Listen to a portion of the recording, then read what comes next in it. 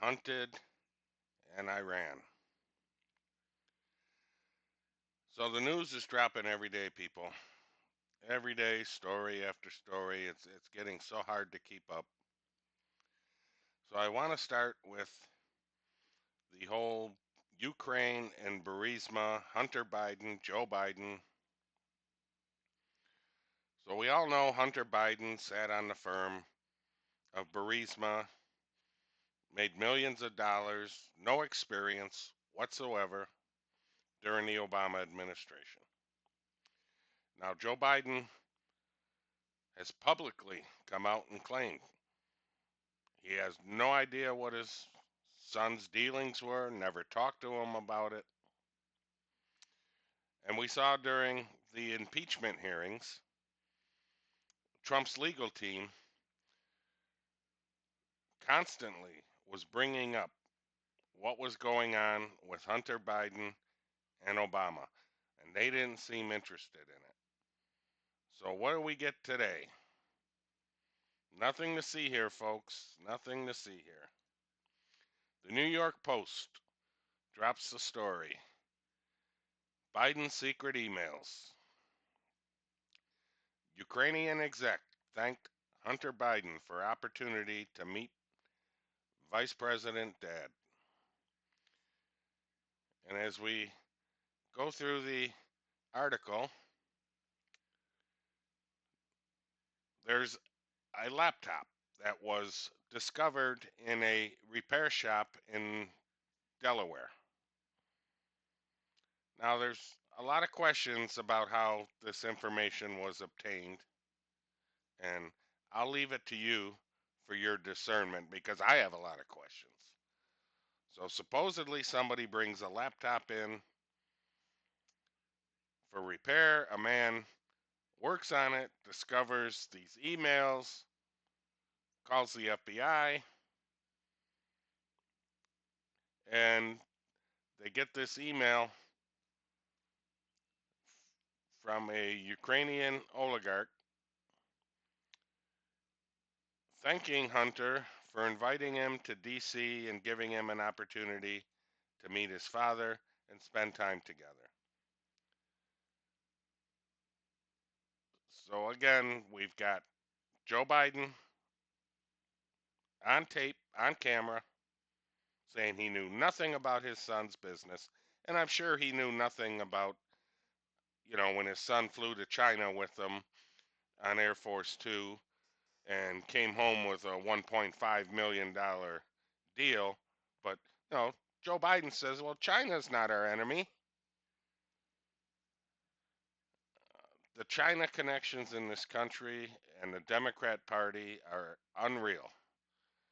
And there's a lot of open source information you can research for yourself to find out all this information. And here's Joe Biden's claim. I've never spoken to my son about his overseas business dealings. Well, it's starting to look like that's all false.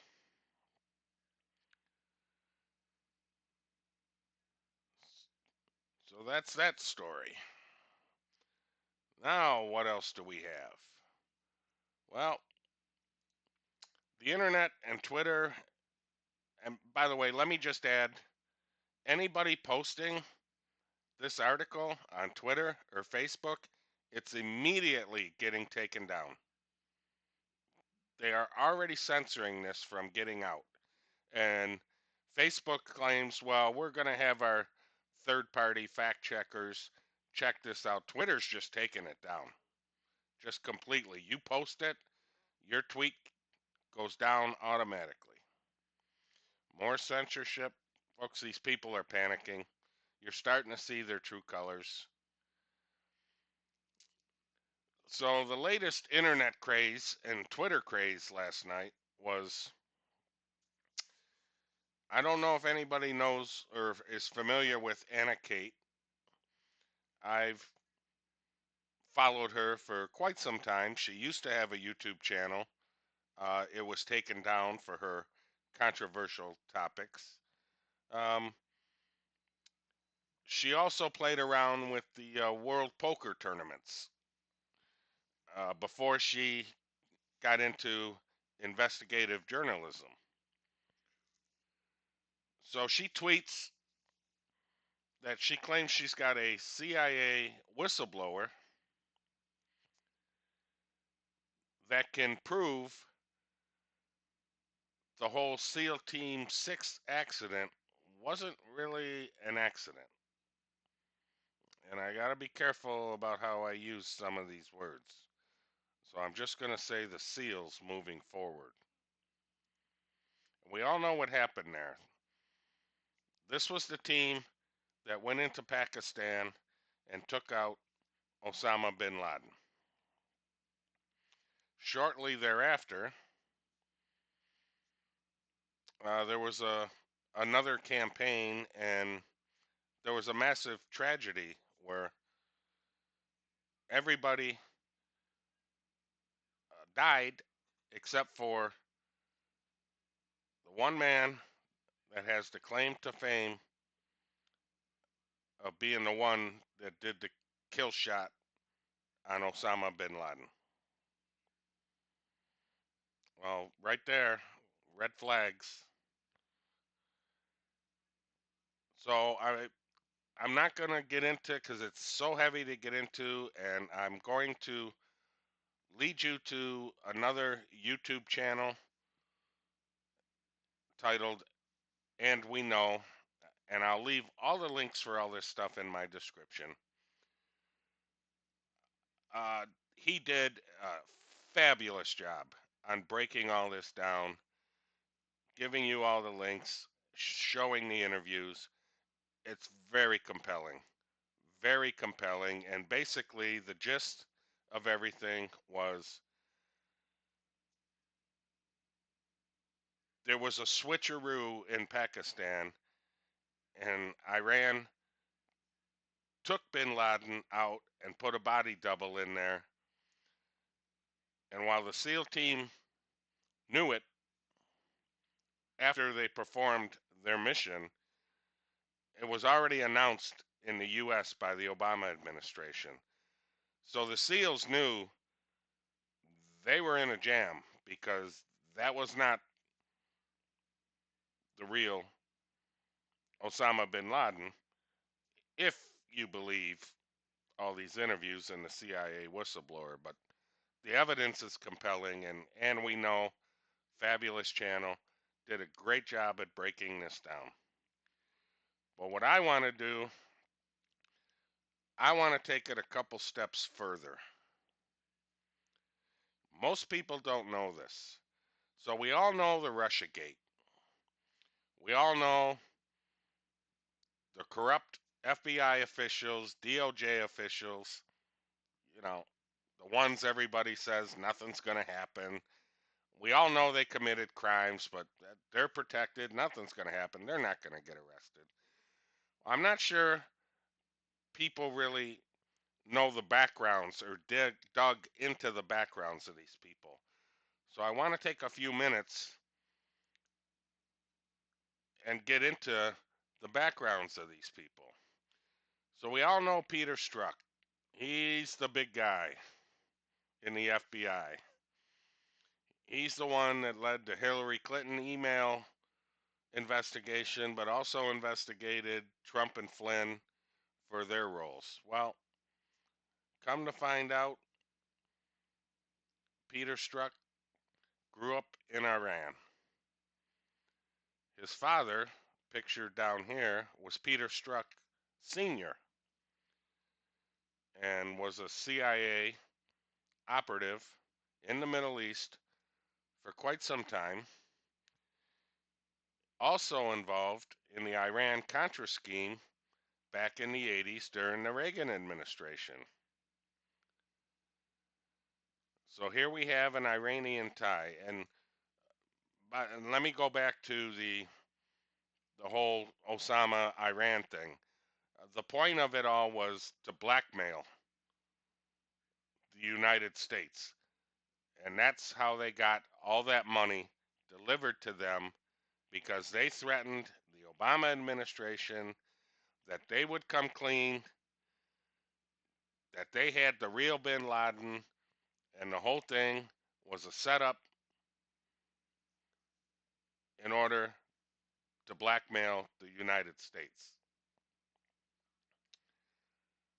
So, according to these interviews, that was what was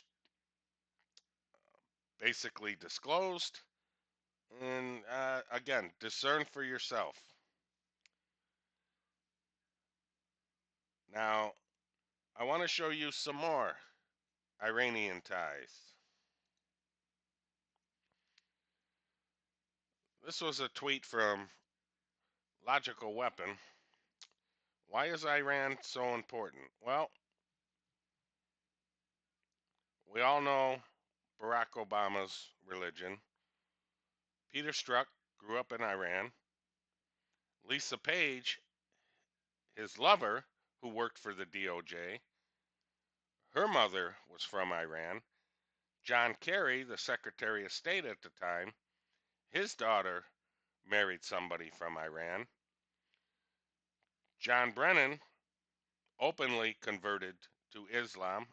And Valerie Jarrett, Obama's chief advisor, also grew up in Iran. The dots to connect here are just unbelievable. What they were trying to do to this country, and had Donald Trump not won, this would have continued. We we would have been not only infiltrated with people from Iran,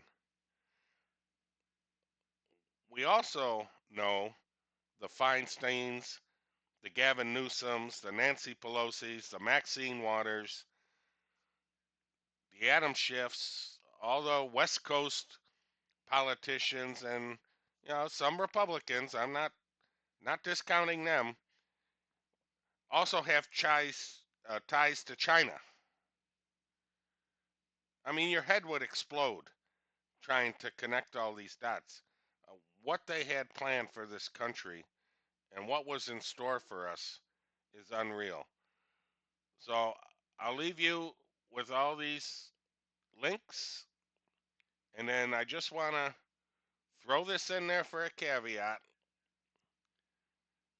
because I saved this link back in 2001.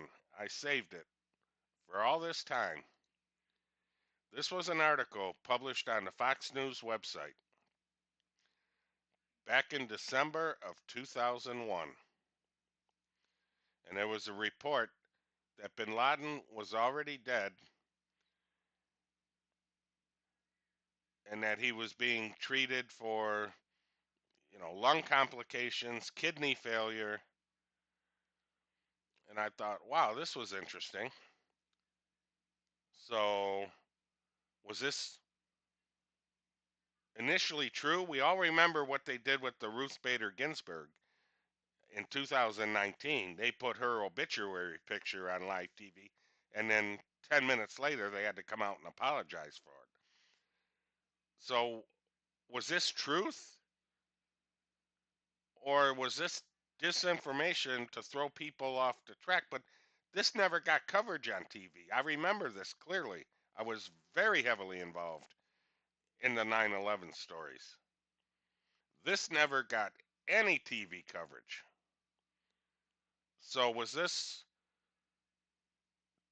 truth put out by the Bush administration, or was it disinformation? I guess you'll have to discern for yourself.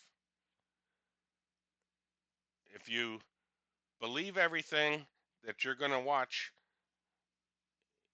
in the Iran interviews about this whistleblower,